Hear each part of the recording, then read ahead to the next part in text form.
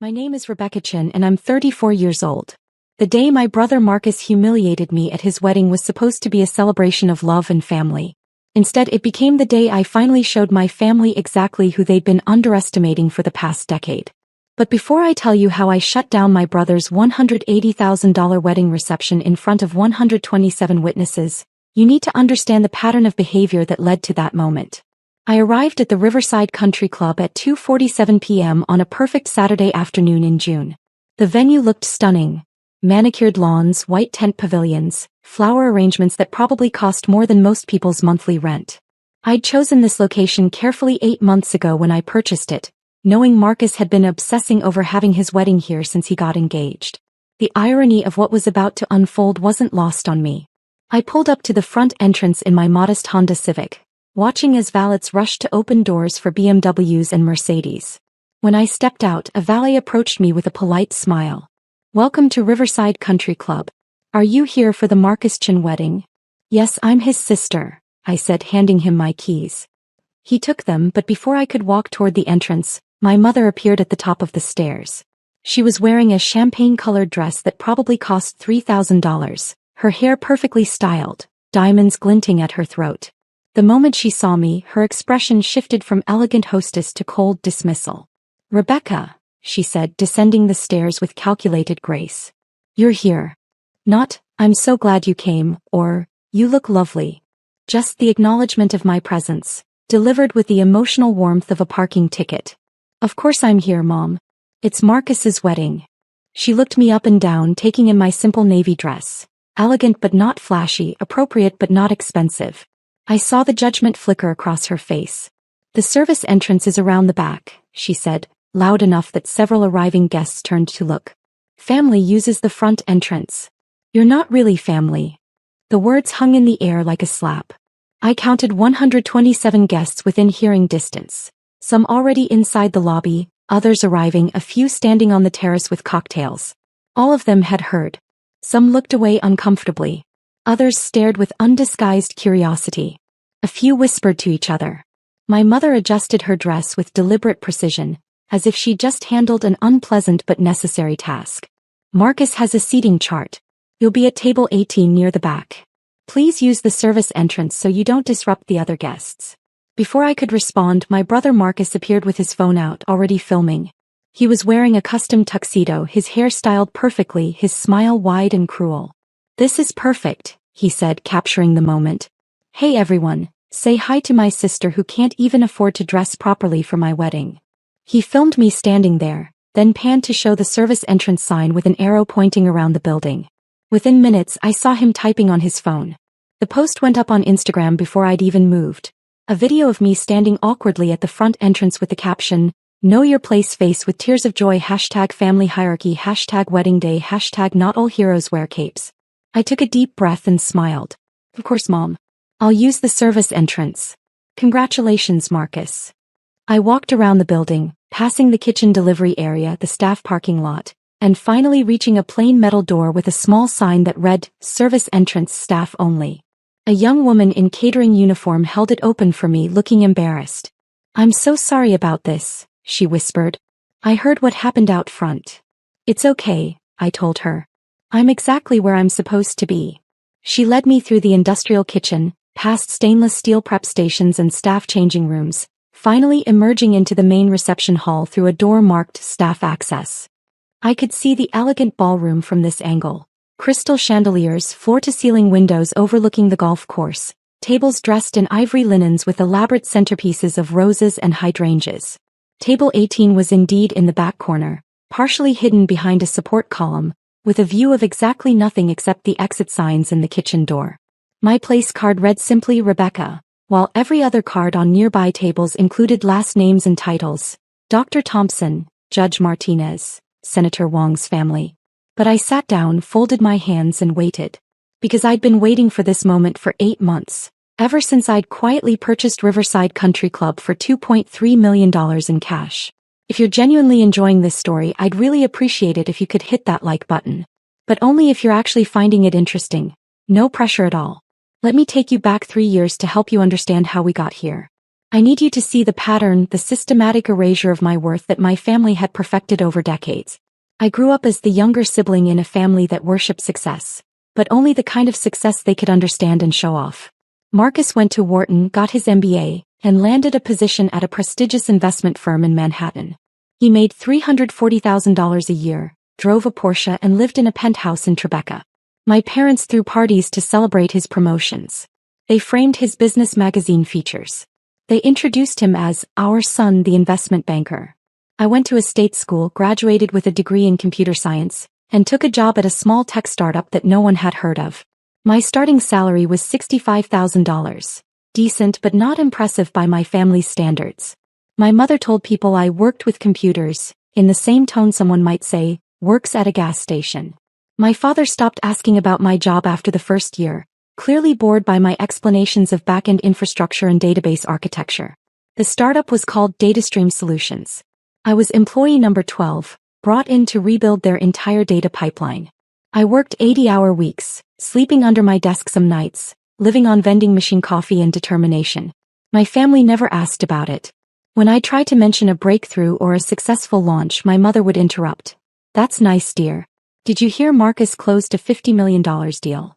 3 years ago, DataStream got acquired by a Fortune 500 company for $840 million. As employee number 12 with equity points and a critical role, my shares were worth $4.7 million after taxes. I was 31 years old and suddenly wealthier than I'd ever imagined. I didn't tell my family. I'd learned by then that my achievements didn't matter to them, so why bother? Instead, I invested carefully. I bought a modest condo in a good neighborhood. Nothing flashy, just 1,200 square feet with good light and a parking spot. I kept driving my Honda Civic. I kept wearing clothes from Nordstrom Rack instead of designer boutiques. I invested in index funds, bought a few rental properties, and continued working as a senior engineer at the acquiring company for $180,000 a year plus benefits.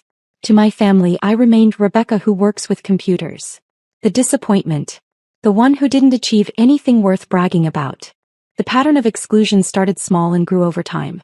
My parents would have dinner parties and forget to invite me. When I'd hear about them later through mutual friends, my mother would say, "Oh, it was just for Marcus's work colleagues. You wouldn't have been interested." Marcus got a new apartment and my parents threw him a housewarming party with 60 guests. When I bought my condo, my mother said, "We can't keep celebrating every little thing, Rebecca. It's just a small condo. Family vacations happen without me. We didn't think you could afford it," my father explained when I found out they'd spent 2 weeks in Italy with Marcus and his then-girlfriend. Holiday celebrations got scheduled around Marcus's availability. "He's so busy," my mother would say. "We have to work with his schedule." If I mentioned I was also busy, she'd wave it off. "You can take time off from your computer job." The financial disparity became a weapon. Marcus would pick up the check at restaurants and my parents would praise his generosity. When I offered to pay, my mother would say, "Save your money, dear. We know you don't have much to spare." At Marcus's engagement party, my father gave a toast to my son who has exceeded every expectation and made us prouder than we ever imagined possible. He looked directly at me during the pause that followed, the unspoken comparison hanging in the air. But the cruelest part was the secret I carried. I'd been financially supporting my parents for 6 years. It started when my father's consulting business hit a rough patch. He came to me embarrassed, asking for a loan of $10,000 to cover some expenses. "Just until we get back on our feet," he said. "Don't tell Marcus. You know how he is about money." I gave him $15,000, told him not to worry about paying it back. A month later, my mother needed help with a medical bill, $8,000. Then property taxes on their house, $12,000. Then my father's car needed repairs, $6,000. It became a pattern. Every month I'd transfer money to their account. Sometimes $2,000, sometimes $5,000, sometimes more. Over 6 years I'd given them $347,000. They never thanked me. They never acknowledged it in front of Marcus. They'd call me late at night when they needed money, their voices strained with financial stress. Then the next day at family dinner, they'd praise Marcus for picking up a $200 restaurant tab. I kept track of every transfer in a spreadsheet. Date, amount, reason given, total running balance. I told myself I was helping family, being a good daughter. But deep down I knew the truth. I was buying scraps of acknowledgement, hoping that someday they'd see my worth.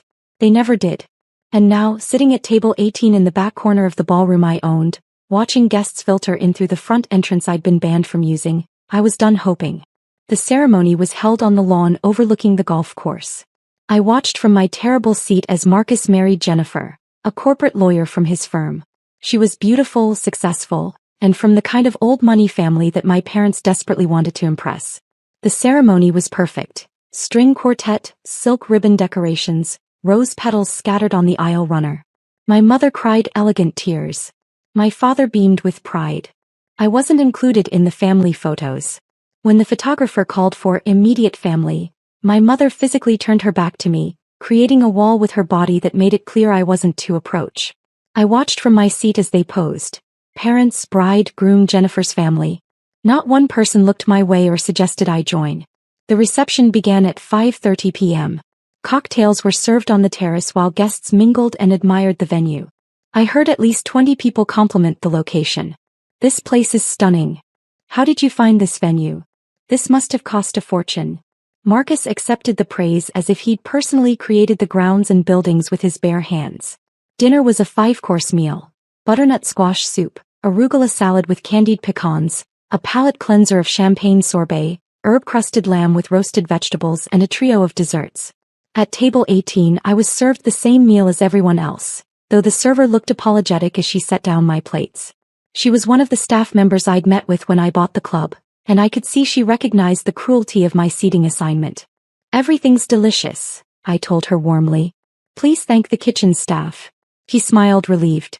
"Of course, Ms. Chen." My mother was at table 1, the head table directly in front of the dance floor.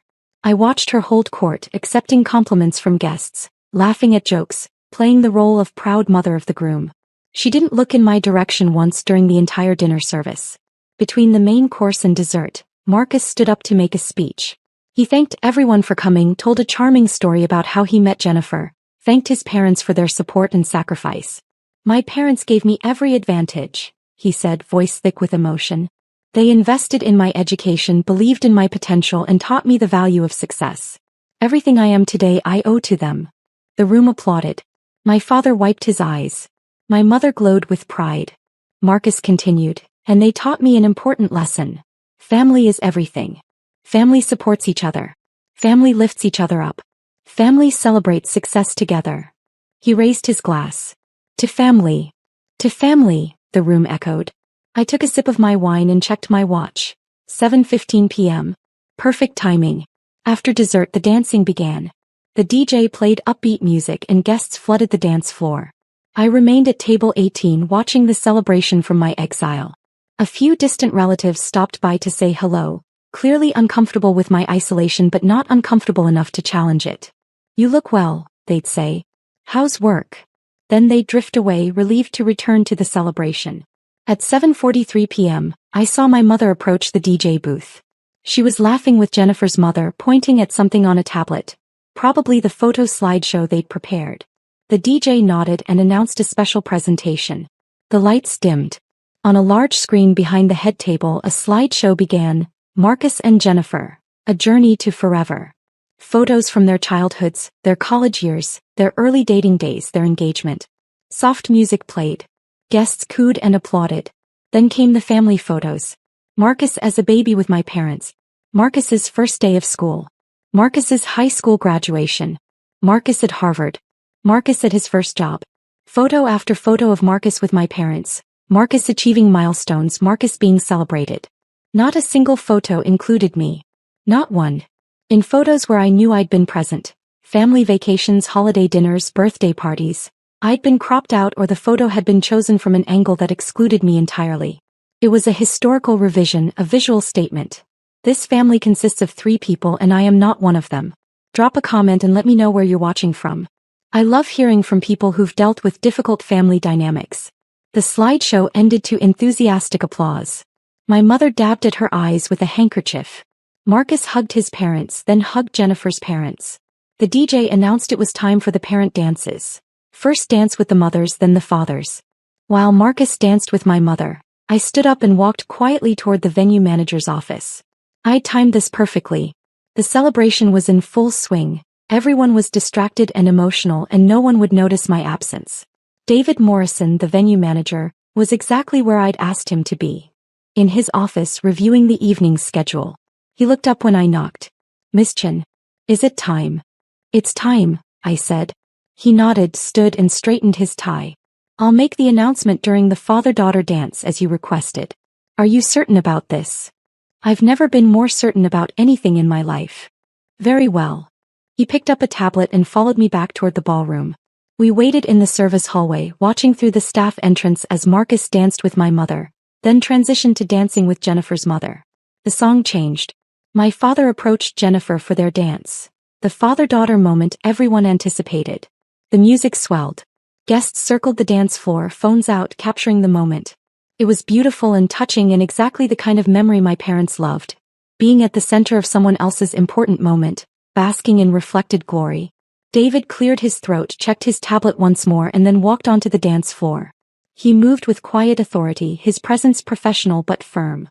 He approached my father and Jennifer mid-dance. "Excuse me," David said, his voice polite but clear enough to carry. "I apologize for the interruption." The music didn't stop immediately, so David gestured to the DJ who faded the song. The sudden silence was jarring. All 127 guests turned to look. My father, confused and annoyed, stopped dancing. "What's the meaning of this?" he demanded. "This is my son's wedding." David maintained his professional composure. "Sir, I'm David Morrison, the venue manager here at Riverside Country Club. I need to speak with you regarding this evening's event." My mother had pushed through the crowd now, her face tight with anger. "This is highly inappropriate. We paid for this venue. Whatever problem you have can wait until after the reception." "Actually, ma'am, that's precisely what I need to address." David looked around the room, making eye contact with several guests. "I've been informed that there's been a significant misunderstanding about this venue and tonight's arrangements." Marcus stepped forward, his confidence radiating. He'd dealt with difficult vendors before. This was just another person who needed to be managed. "Look, Morrison, we booked this place 6 months ago. We have a contract. Whatever issue you think you have, it can be handled through proper channels. Right now you're interrupting my wedding reception." "I understand, Mr. Chin. However, I'm not here about the booking or the contract." David consulted his tablet. "I'm here because the property owner has requested that I make an announcement regarding ownership of Riverside Country Club." The room had gone completely silent. Every person was watching, many still holding up their phones, inadvertently recording what was about to happen. I could see confusion on most faces, curiosity on others. My mother's expression had shifted from anger to uncertainty. "The owner," my father said. "What does the owner have to do with anything? We're paying customers." "That's just it, sir. You're not." David turned slowly, scanning the room until his eyes found me standing near the service entrance. He lifted his hand and gestured in my direction. "Ladies and gentlemen, I'd like to introduce you to Ms. Rebecca Chen, who purchased Riverside Country Club 8 months ago for $2.3 million. She is the owner of this property, and she has been since October of last year." You could have heard a pin drop in that ballroom. Every head turned toward me. Phones pivoted, capturing my face. I stepped out of the shadows near the service entrance and walked slowly toward the center of the room, my modest navy dress suddenly feeling like armor. My mother's face had gone completely white. My father stood frozen, his mouth slightly open. Marcus looked like someone had physically struck him. Confusion, disbelief, and dawning horror crossing his features in rapid succession. "What?" my mother whispered. That's not possible." I reached the edge of the dance floor and stopped. "Hello, Mom. Marcus. Beautiful wedding. Really beautiful venue, isn't it? I thought so too when I purchased it last October."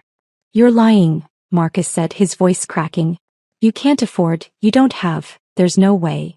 "I have the property deed, the purchase documents, the LLC formation papers and 8 months of ownership records," I said calmly. "David, would you like to continue?" David nodded.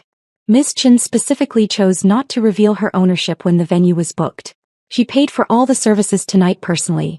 The catering, the bar, the DJ, the flowers, the tables, chairs, everything.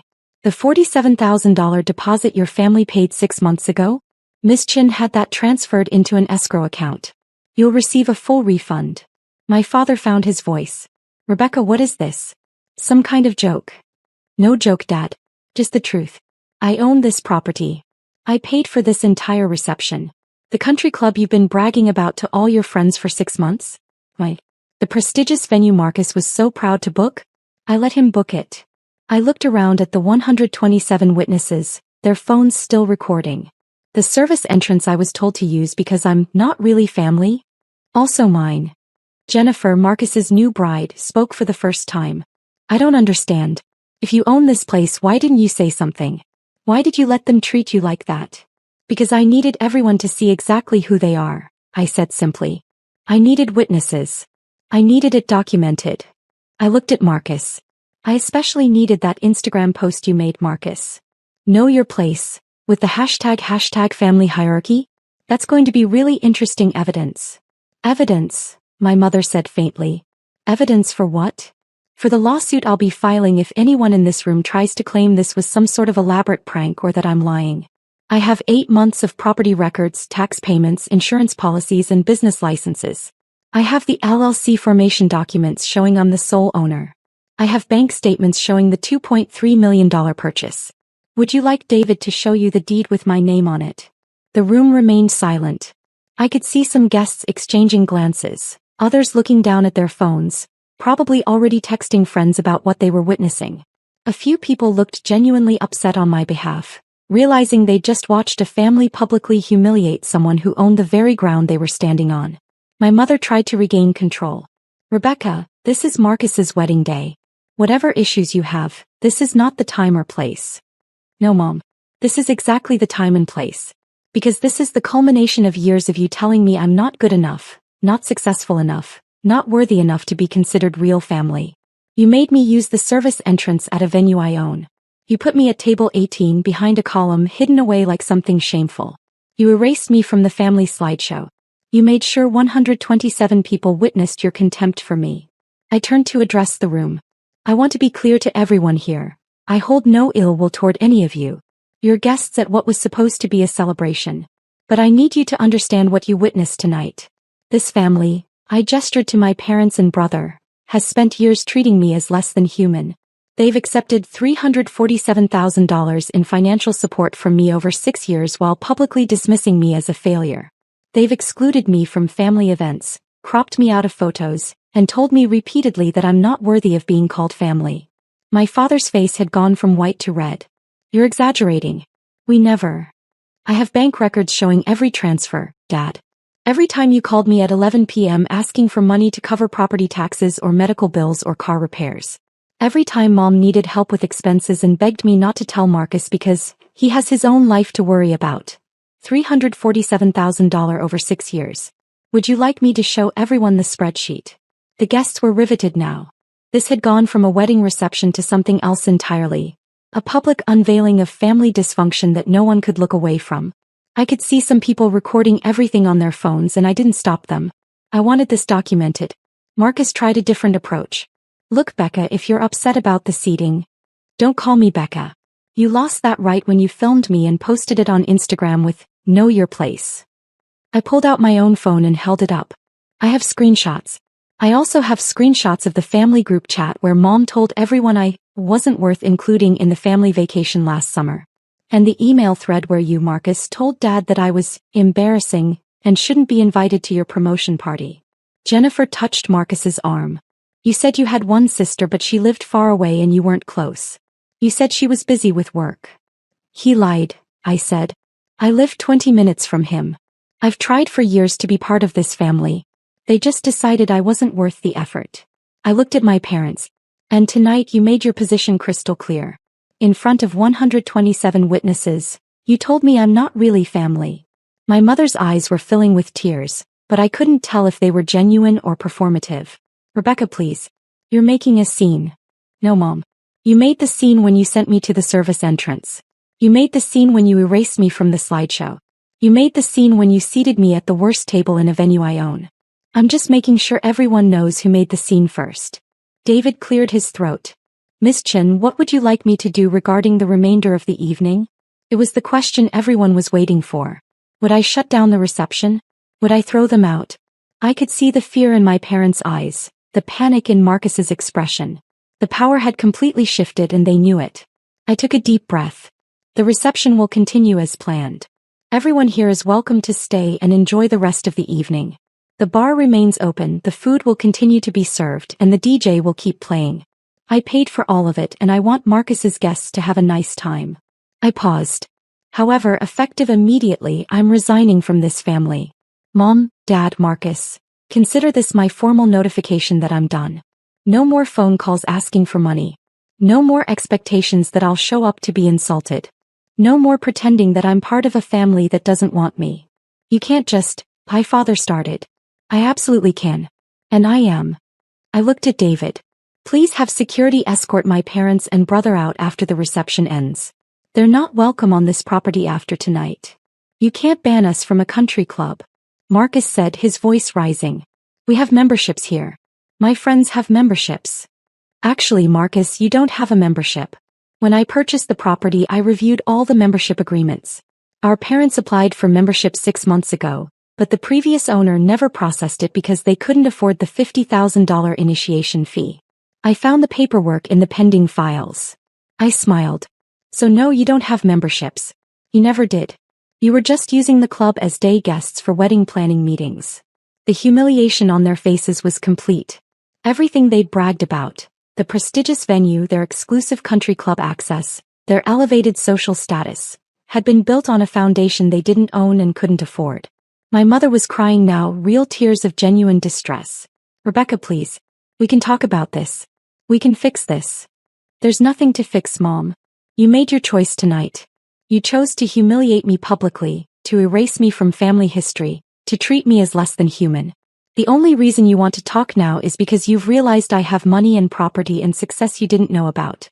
If I'd stayed quiet about owning this place, you'd have kept treating me the same way forever. I turned to leave, then paused and looked back at the room full of witnesses. To everyone here, thank you for coming to celebrate Marcus and Jennifer. I genuinely hope you have a wonderful evening. The bar is fully stocked, the dessert bar is opening in 20 minutes, and the DJ has been instructed to take requests. Enjoy yourselves. I looked at my parents one final time. And please feel free to use the front entrance when you leave. Unlike me, you'll get that privilege. I walked out through the front entrance, not the service entrance, with my head high and my shoulders back. Behind me, I could hear the murmur of 127 people trying to process what they'd just witnessed. Some would side with my family. Some would think I'd been cruel. But most would remember that they'd watched a family publicly humiliate someone, only to discover that person held all the power they'd been denied. David caught up with me in the main lobby. Miss Chen, are you all right? I'm perfect, David. Make sure the staff takes care of the guest. I want everyone to have a good time despite the drama. Of course. And your family. After the reception ends at midnight, please have security escort them out. Change all the access codes, update the membership records, and make sure they understand they're not welcome back. Understood. He hesitated. For what it's worth, what you did in there took tremendous courage. It took 8 months of planning and $2.3 million, I said. But yes, it also took courage. I drove home that night, got into comfortable clothes, poured myself a glass of wine, and finally let myself feel everything I'd been holding back. I didn't cry, I was past tears. I felt lighter, like I'd been carrying a weight I didn't know I could put down. My phone started ringing at 11:47 p.m., right as the reception would be ending. Marcus called first, then my mother, then my father, then Marcus again. I didn't answer. They called 6-7 times before midnight. Then the text started. How could you? You ruined everything. This is so cruel. Call us immediately. I blocked all their numbers at 12:15 a.m. and went to bed. The next morning my phone showed 89 missed calls from various family members. Aunts, uncles, cousins who'd been at the wedding. I blocked them all. A few sent emails instead, which I read out of curiosity. Most condemned me for ruining Marcus's special day. A few said I was petty and vindictive. 3 people, my cousin Sarah, my Aunt Patricia, and a family friend named Helen, sent messages of support. I can't believe they treated you that way, Sarah wrote. You showed incredible restraint. Most people would have shut down the whole reception. I responded to those 3, thanked them for their kindness, and deleted the rest of the emails without reading them. 2 weeks later, I received a letter from an attorney representing my parents. They were demanding I return the $347,000 they claimed I stole from them. The letter stated that the money was given under false pretenses, and that I had manipulated vulnerable elderly people. I forwarded the letter to my own attorney with copies of every bank transfer, every text message begging for money, every email about unpaid bills. My attorney responded to their attorney with a simple message. Ms. Chin has extensive documentation showing that all funds were gifts freely given. If your clients persist in making defamatory claims, we will file a countersuit for harassment and defamation. Additionally, Ms. Chin is prepared to provide evidence of financial elder abuse if your client's claims suggest they were not mentally competent to manage their own finances. I never heard from that attorney again. 3 months after the wedding, I was having coffee at a local cafe when I ran into Jennifer, Marcus's wife. She was alone, looking stressed and tired. When she saw me, she hesitated, clearly unsure whether to approach. "Rebecca," she said finally. "Can I talk to you for a minute?" I gestured to the empty chair across from me. "Sure." She sat down, ordered a latte and then said, "I owe you an apology. I didn't know about any of it.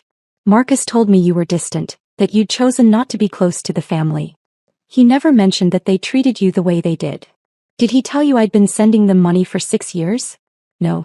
I found out because your mother called me crying 3 weeks after the wedding, begging me to convince you to start sending them money again. She said they were going to lose their house." Jennifer looked down at her coffee. "That's when I started asking questions. Marcus finally admitted they'd been borrowing money from you for years. He claimed it was no big deal, that family helps family. Did he mention that they never once thanked me? Or that they spent those same years telling me I was a failure?" "No. He didn't mention that either." She took a breath. "I also found out that he knew about DataStream. He knew about your acquisition payout. He's been following the tech industry news for years. It's part of his job. He knew you made millions and he never said anything. That actually surprised me. He knew. And he deliberately kept it from your parents because, and these are his words, if they knew she had money they'd stop respecting my success." Jennifer's hands were shaking slightly. "He wanted you to stay small in their eyes so he could stay big." The cruelty of that took my breath away.